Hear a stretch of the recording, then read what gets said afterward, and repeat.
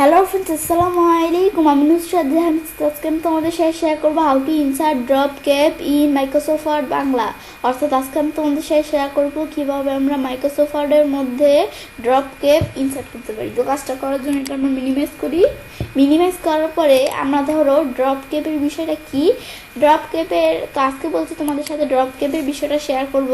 তাছাড়া আমার চ্যানেলে ওয়ার্ড আর্ট থেকে শুরু করে প্রত্যেকটা বিষয়ের উপর এই ভিডিও দেওয়া আছে, তোমরা চাইলে এই বিষয়গুলোর উপর ভিডিওগুলো দেখা ক্লিয়ার হতে পারো।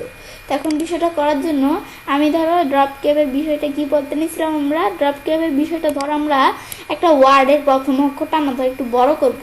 তো সেজন্য এই যে আমি ধরো এইটা সিলেক্ট করলাম, এই ওয়ার্ডের প্রথম অক্ষরটা ডি যেটা, এটা সিলেক্ট করার পরে আমি যদি ড্রপ ক্যাপে ক্লিক করি, ক্লিক করার পরে এখন কিন্তু এই নাম দেওয়া থাকলে এটা আমাদের স্বাভাবিকই থাকে, কিন্তু ড্রপ আমাদের এখানে দেওয়া আছে কি ড্রপে দিলে এরকম, ইন মার্জিন দিলে এরকম, যেটা দিলে এরকম, এটা দিলে এরকম। তোমরা কোনটা দিবে দিতে পারো।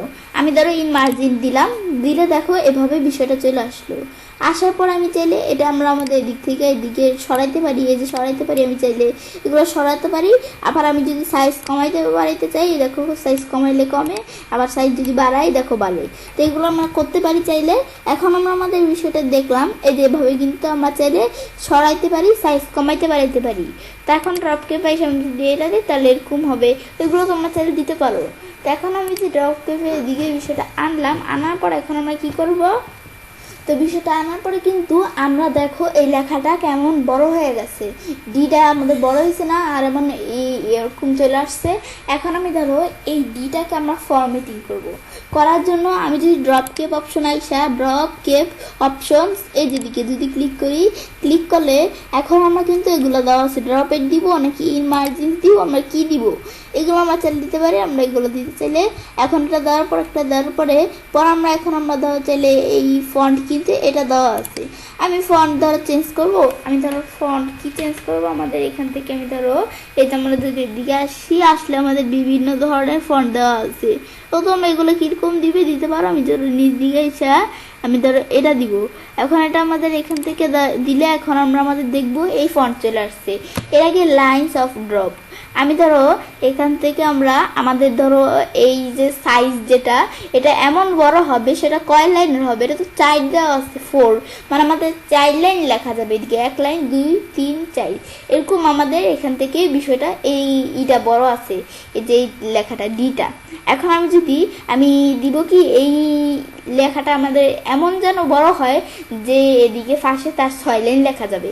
তো সেজন্য আমি যদি এখান থেকে 6 টাইপও করে দিতে পারি, বা আমি যদি বাড়াই এ দেখো 6 চলে আসলো।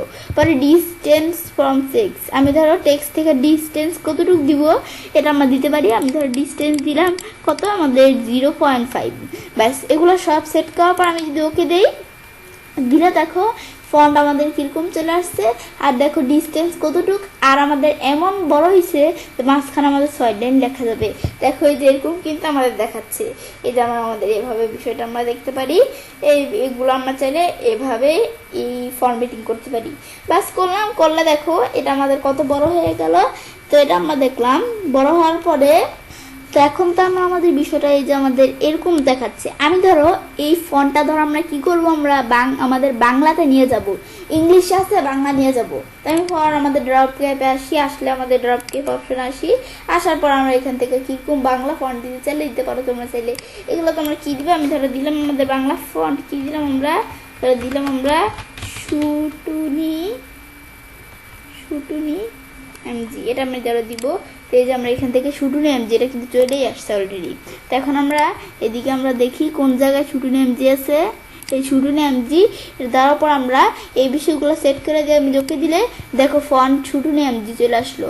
তো এটা দিলে ফন্ট দেখো এরকম চলে আসলো। তো এই দেখো আমাদের এখান থেকে এটা আসার পর দেখো কীরকমভাবে বিষয়টা চলে আসলো। এই যেভাবে কিন্তু বাংলা ফন্ট অনুসারে বিষয়টা চলে আসছে।